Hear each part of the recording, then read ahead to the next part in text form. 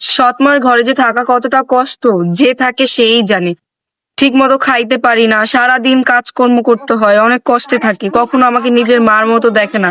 এখনো কি এমন কোনো ভাই নাই যা আমাকে দেখে মায়া লাগে, যে আমার দায়িত্ব নিবে?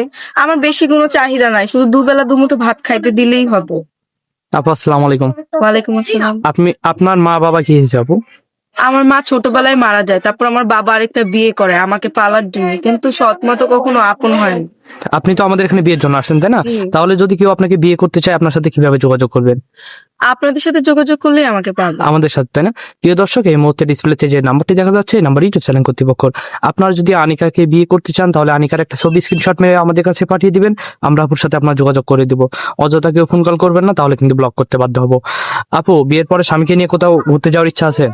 আমার ঘুরতে যাওয়ার ইচ্ছা নাই, তবে স্বামী যদি বলে যে স্পর্ধা করায় সে আমাকে নিয়ে যাবে, তাহলে আমি। আচ্ছা, আপনি বলছেন যে আপনার আপন মা নেই, সৎ মা, তাই না? তাহলে আপনার স্বামীর মা, তাহলে তো আপনার মা হচ্ছে, তাই না? শাশুড় শ্বশুরি, তাদেরকে কিভাবে দেখবেন? তাদেরকে আমি অনেক যত্ন করবো, কারণ আমি তো আমার বাবা মায়ের ভালোবাসা, আদর, যত্ন এগুলা পাইনি, তাই তাদেরকে আমি নিজের মায়ের মতোই দেখবো। না? আচ্ছা আপু, ভালো থাকবেন। আসসালামু আলাইকুম।